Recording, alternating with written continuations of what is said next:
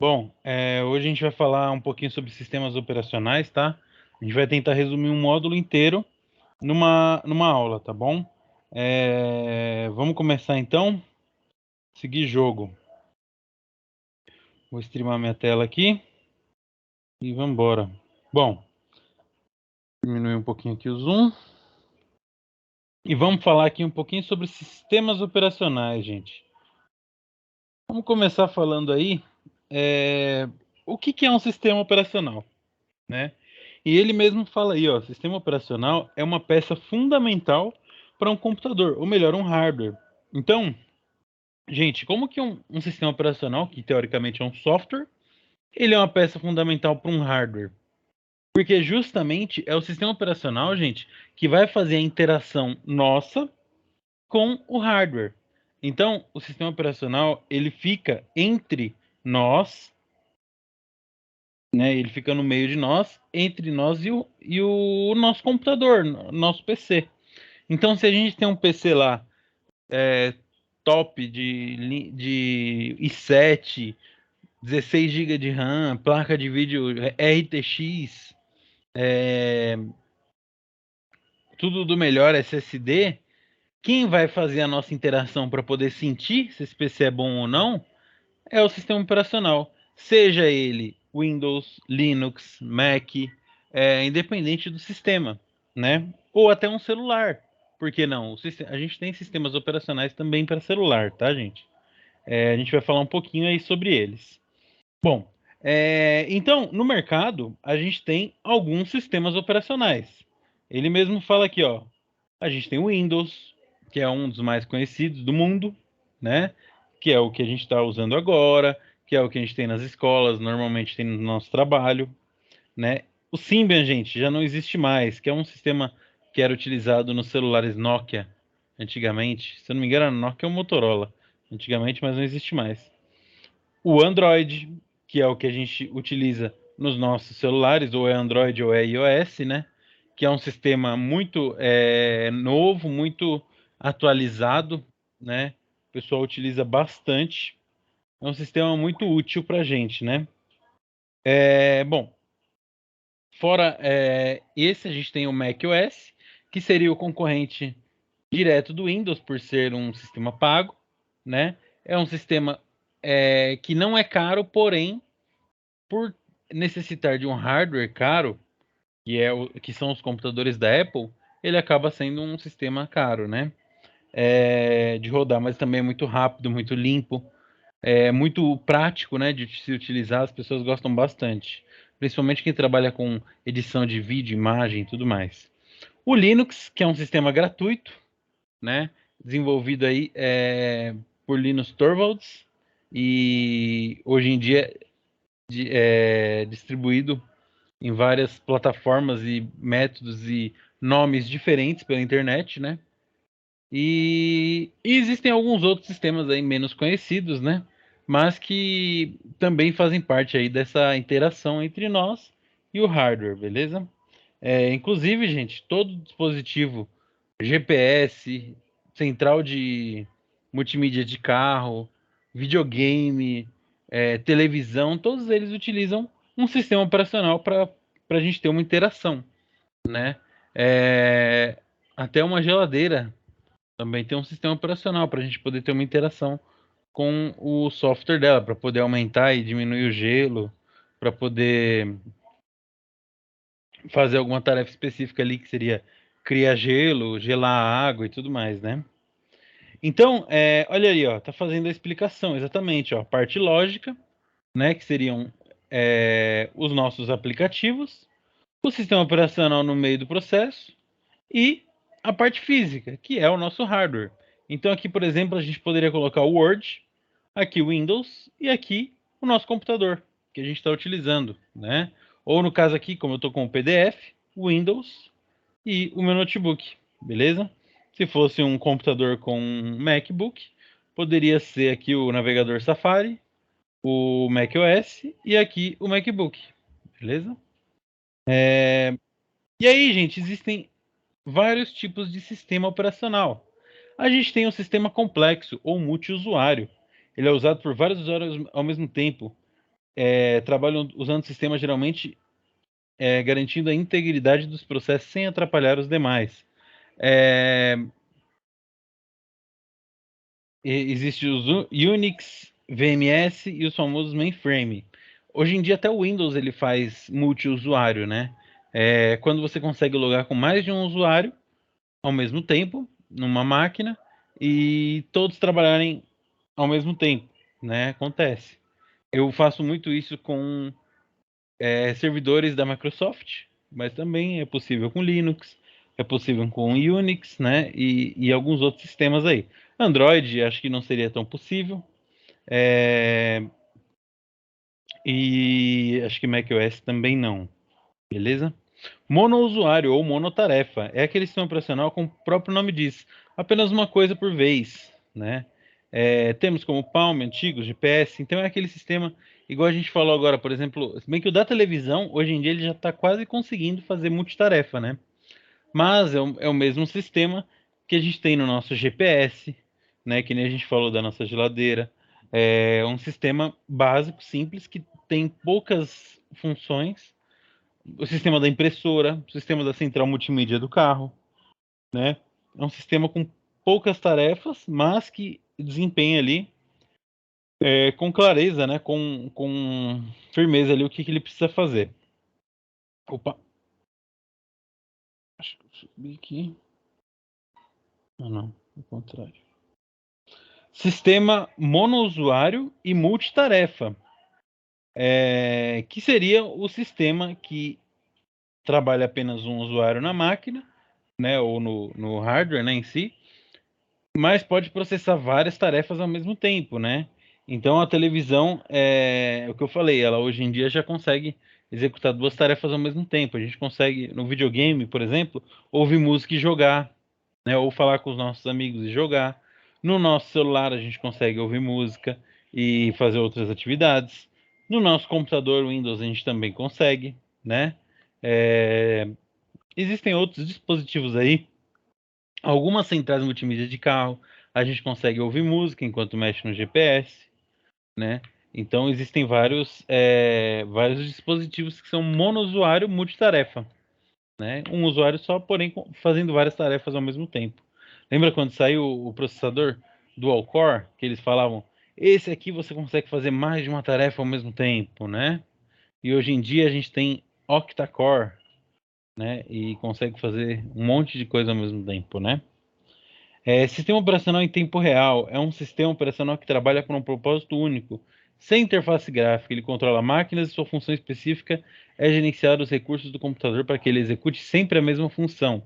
Normalmente, gente, esse tipo de sistema operacional aí, ele é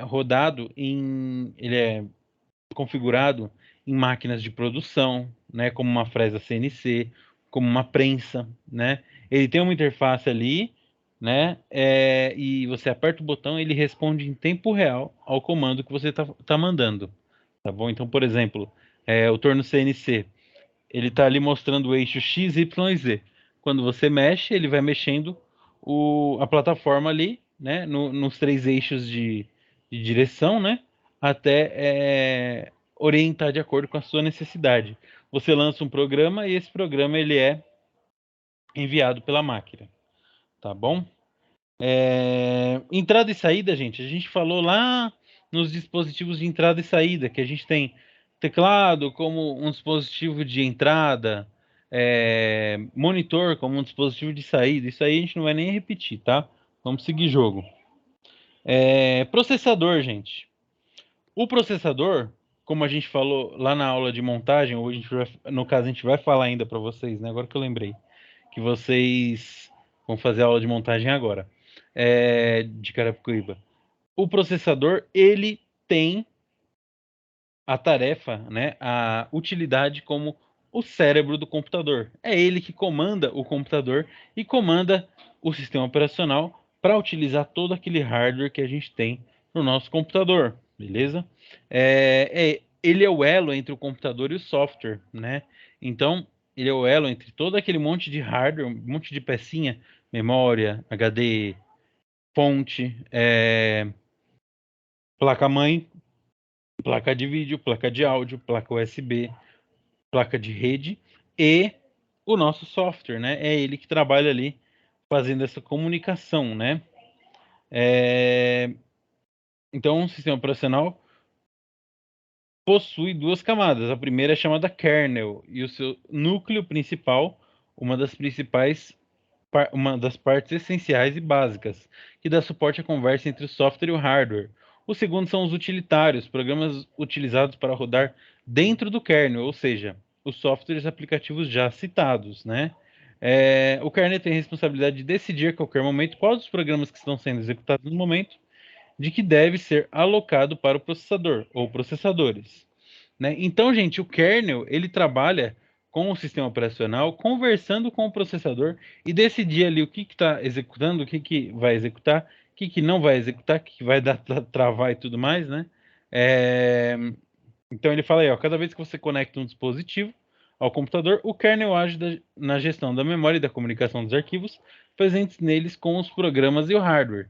Então o kernel ele conversa ali entre tudo, entre o hardware, o software, né? Ele é o responsável dentro do sistema operacional para ter essa conversa, né? Gerenciador de arquivos, gente. Quando a gente fala de Windows, a gente tem aqui um gerenciador de arquivos que a gente consegue ir lá no nosso disco C, gerenciar nossos programas, gerenciar nossos arquivos lá na pasta usuários, né?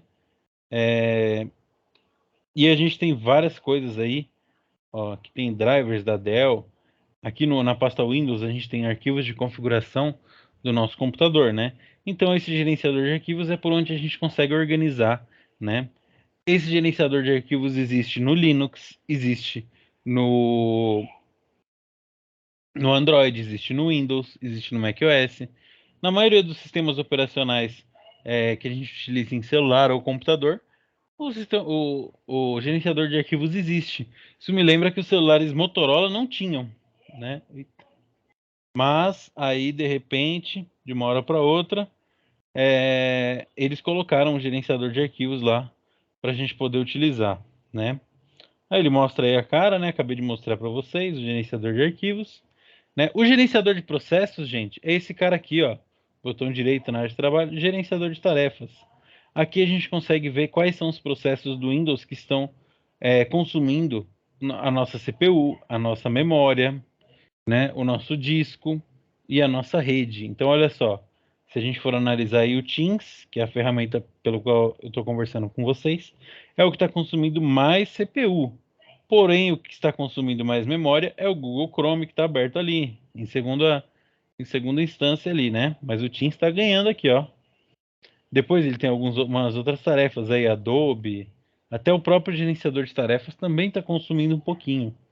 Tem o gerenciador de disco, que quem está usando é o Adobe Reader, né? Como eu tenho um SSD, aqui sempre vai ter uma taxa baixa, né? Se a gente olhar aqui em desempenho, a gente vai ter aqui, ó, a CPU sempre numa média aí, ó, minha CPU é uma Intel Core 3 terceira geração e 5 terceira geração, então é um CPU bonzinho para o que a gente está fazendo. Então não está utilizando muito não. Minha memória de 4 GB já está utilizando bem, né? Então na média dos 3.2 GB aí e comendo memória, né? O disco lá, quase não se utiliza o disco, ó, tranquilo. Porque é um SSD. SSD ele sempre vai aguentar um pouquinho mais. E a nossa placa de rede, que é uma Halink, ela tá comendo solta, né? Deixa eu ver se ela é 5 GHz. Essa placa não é 5 GHz, então ela tá forçando no máximo para poder trabalhar rapidamente, né? Beleza, então acabei mostrando para você tudo isso daqui, né? Aqui, gente, a gente também tem outras coisas. A gente tem o histórico de aplicativos, né, que existem no nosso computador e qual o consumo deles. Inicializar, ou seja, tudo que está inicializando com Windows. Ah, eu não quero que esse aqui inicialize com Windows. Ah, eu não quero que esse aqui inicialize. Ó, eu desabilitei todos esses daqui, mas eu posso deixar algum habilitado, por exemplo, o Skype, tá? Consome mais memória quanto mais coisa, né? Aqui em usuário, ó, a gente vê quais são os programas que estão sendo utilizados, né? E o que eles estão consumindo ali. Mesma coisa lá de processo, basicamente, né? Em detalhes, a gente tem o nome das tarefas, o PID delas, que é o código de identificação, né?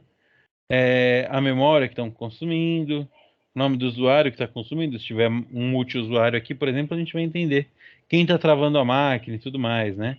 E os serviços, a gente vê os serviços do Windows, né? Por exemplo, o spooler de impressão, aqui, ó. A gente pode parar ele, continuar e tudo mais, né? Bem legal esse gerenciador de tarefas. Seguimos jogo, né? Temos o painel de controle, gente. O painel de controle é uma ferramenta muito útil e ela é composta por inúmeras configurações do Windows, né? Desde backup, restauração, barra de tarefas, central de acessibilidade. Aqui, ó, central de rede, onde a gente configura a nossa rede. Ó, vou falar o que eu uso muito, tá? Vamos lá, central de rede, tá? Aqui a gente vai configurar a nossa rede, tá? Contas de usuário, aqui a gente consegue colocar uma senha, criar um usuário novo, excluir um usuário antigo, tá? Dispositivos e impressoras, aqui, gente, a gente consegue configurar novas impressoras, configurar novos dispositivos, mas em geral eu uso muito para impressora, tá? Aqui em gerenciador de dispositivos a gente consegue adicionar hardwares, excluir hardwares, ver se o driver deles estão instalados, ver se tem atualização de algum hardware, né? Por aqui que a gente trabalha. Opções de energia aqui que eu sempre vou para configurar para nunca desligar o nosso monitor, né? Porque fica lá desligando e às vezes a gente precisa realizar uma tarefa que não pode. Programas e recursos, aqui eu desinstalo e instalo programas, tá? É muito útil também para a gente poder deixar o computador mais rápido ou até alterar alguma configuração de algum programa específico. Nesse computador aqui não vai ter, mas no painel de controle tem uma opção chamada e-mail, que a gente consegue configurar o nosso Outlook, tá? Aqui em sistema a gente consegue mudar o nome do nosso computador e ver qual é o hardware que ele tem. Aqui, ó, se eu clico aqui, ele vai abrir e vai falar para mim, ó, o nome do seu computador é esse, o processador é esse, a memória é essa, né? Você tem um sistema 64 bits e você está rodando lá o Windows 10 Pro, tá? Versão tal e qual que é a experiência que ele tem ali, né? Existem outras configurações aqui, gente. O Firewall eu uso de vez em quando também, né? Que a gente pode liberar ou bloquear algum aplicativo do Firewall. Bem útil também, tá bom? É muito legal essa ferramenta, gente. Existem algumas formas de a gente entrar no painel de controle. A primeira é indo no iniciar e digitando painel. Ele vai abrir na hora, beleza? A segunda, dando Windows R, né? E ele vai abrir o executar e digitando Ctrl. Olha lá que legal, beleza? Tem uma outra aqui, se eu não me engano, é assim. Não, não é aqui não. Acho que é na rede aqui. Abrir configurações de rede.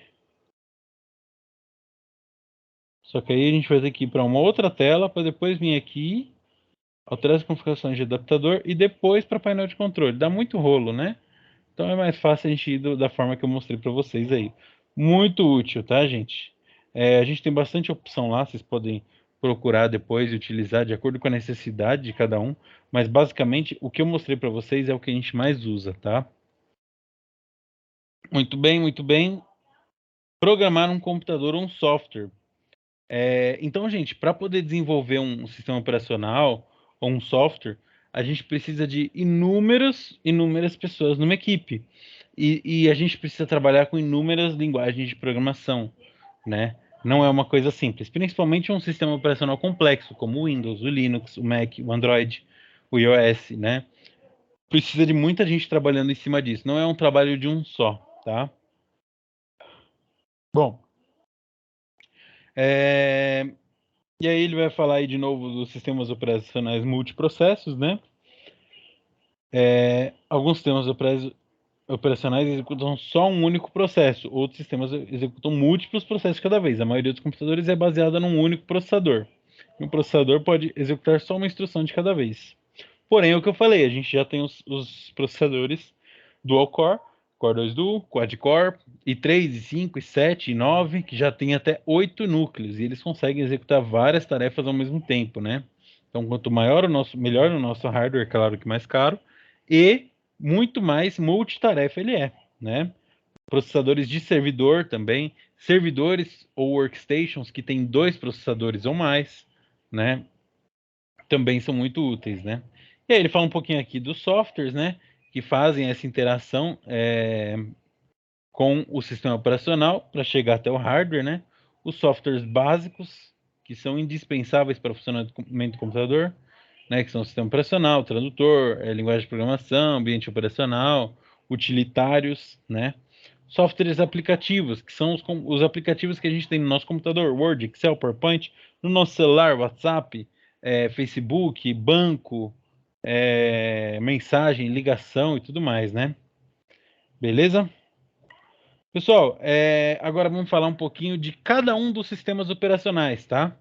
Então, eu vou pular o Symbian, porque ele já não é mais um sistema muito utilizado, mas ele era um sistema ali criado pela Nokia, que a licença também foi utilizada pela Sony Ericsson, porém, já sumiu, porque celular no mundo só utiliza Android ou iOS, né?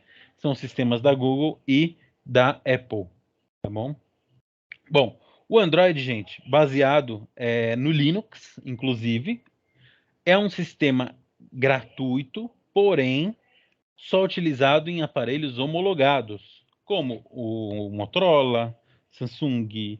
Eu tenho aqui da Xiaomi, um sistema modificado pela Xiaomi, mas é Android também, né? De código aberto.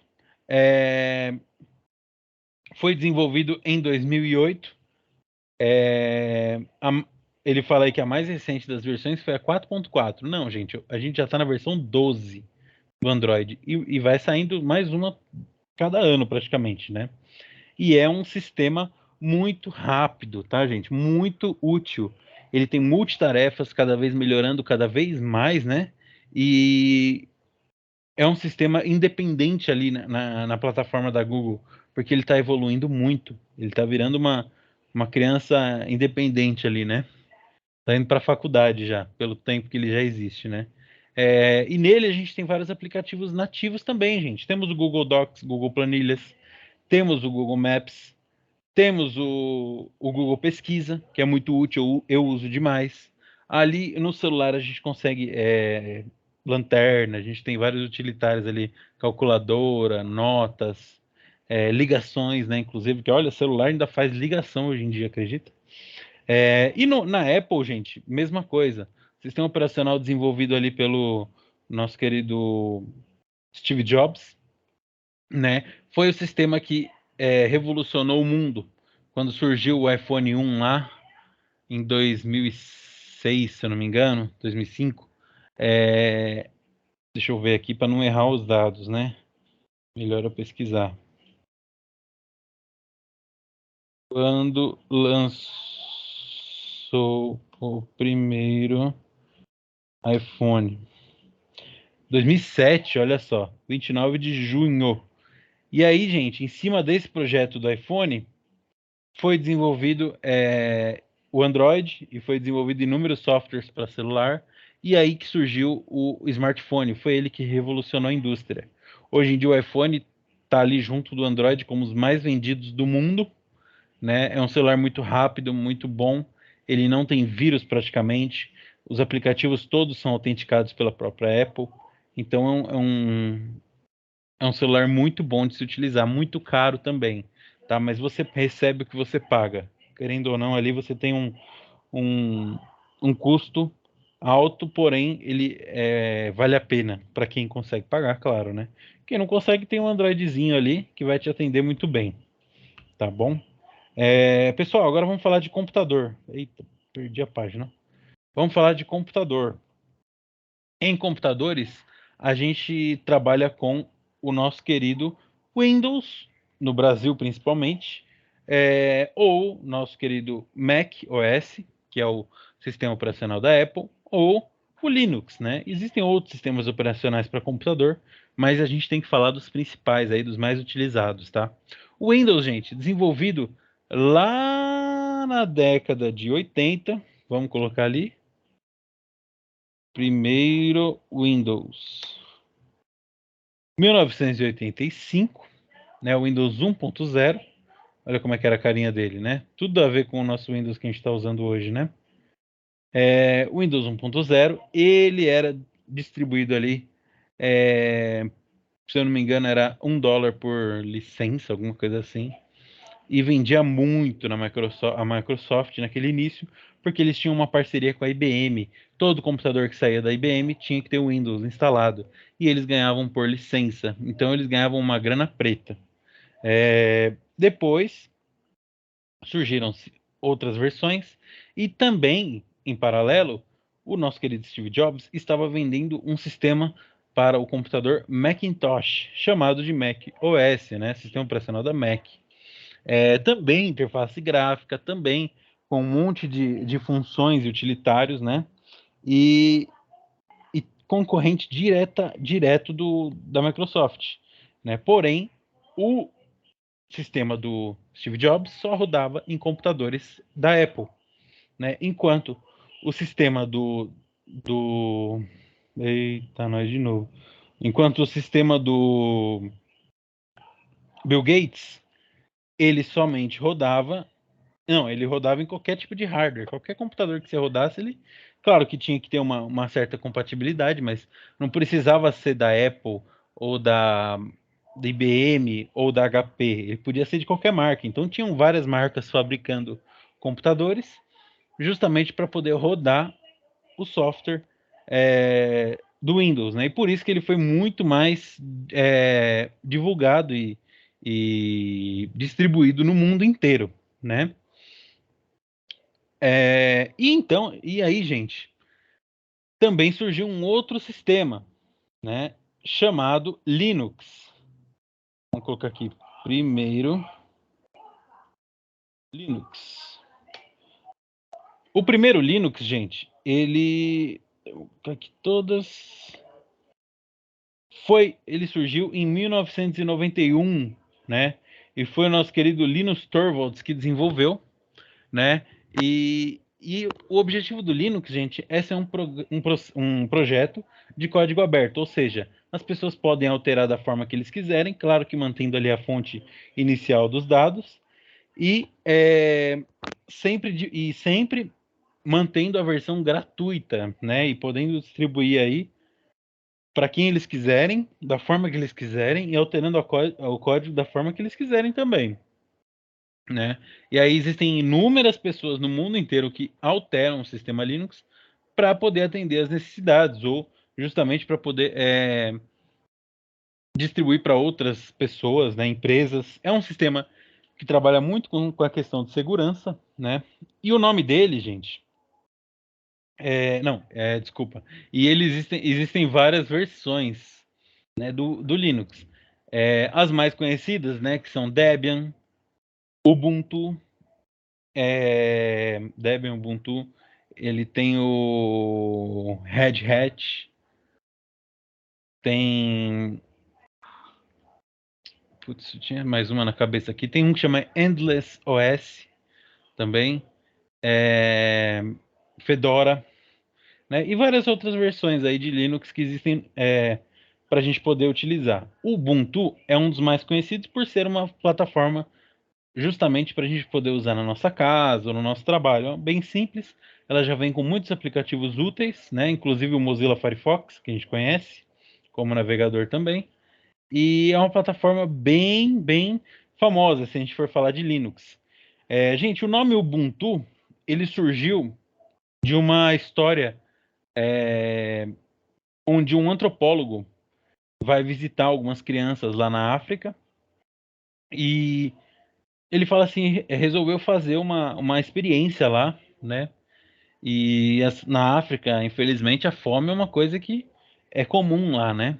E aí ele chegou numa aldeia lá, juntou um monte de criança, colocou elas num cantinho assim, e em uma árvore ele colocou uma cesta cheia de comida doce, né, tal, e falou assim, ó, somente um de vocês pode pegar essa cesta de doces, de comida, tá bom? Então vamos colocar todo mundo numa linha reta, né? E aí, quando eu falar já, vocês correm, tá bom? O primeiro a pegar ganha a cesta, tá bom?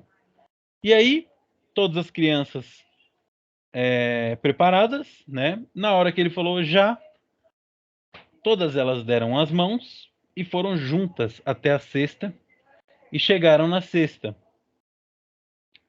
E aí pegaram a cesta lá. Aí ele falou, gente, mas espera aí. Eu falei para vocês que o primeiro a chegar ia ganhar, não todos, né? Como assim? Não entendi essa história. Aí eles viraram para ele e falaram, Ubuntu, Ubuntu, né? O que significa Ubuntu? Quando, quando a gente se une, né? A gente consegue chegar no nosso objetivo. Então, é justamente a filosofia do Linux, né? Quando você tem várias pessoas trabalhando em cima de um sistema, você consegue entregar ele de uma forma concreta, uma forma útil, uma forma prática, né? Sozinho ninguém chega a lugar nenhum.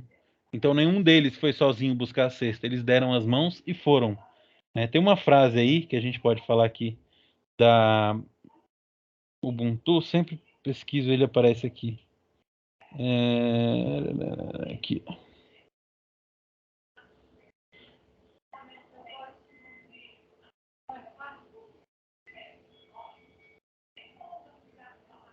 Olha lá. Eu sou porque nós somos. Então, eu sou o que sou, né? Porque todos nós somos, né? Então, é uma filosofia de união, né? Da gente conseguir se unir para poder chegar num objetivo só. Tá bom? É... Beleza, gente. Falamos sobre todos os sistemas mais utilizados. Todos eles, gente. Não, todos eles não. Na verdade, os sistemas da Microsoft e da Linux também trabalham para servidores, né? Tendo outro tipo de arquitetura, claro, mas baseando-se sempre na mesma linguagem de programação, né? Existem alguns filmes, tá, gente, que a gente consegue descobrir mais sobre a história. A gente pode falar aí do Piratas do Vale do Silício, né? E existem filmes também mais atuais, do Steve Jobs também, para falar um pouquinho.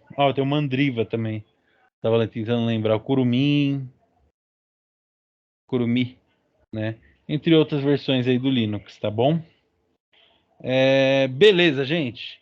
A aula sobre sistemas operacionais é essa daí, tá bom? Vou passar a atividade para vocês. Espero. Acho que eu vou passar só a atividade para vocês. Eu não vou passar prova, tá bom? Espero a resposta aí de vocês. E muito obrigado. Tenham uma boa noite, um bom dia, independente da hora que vocês estiverem vendo essa aula. E até já. Qualquer dúvida é só me chamar. Obrigado, hein?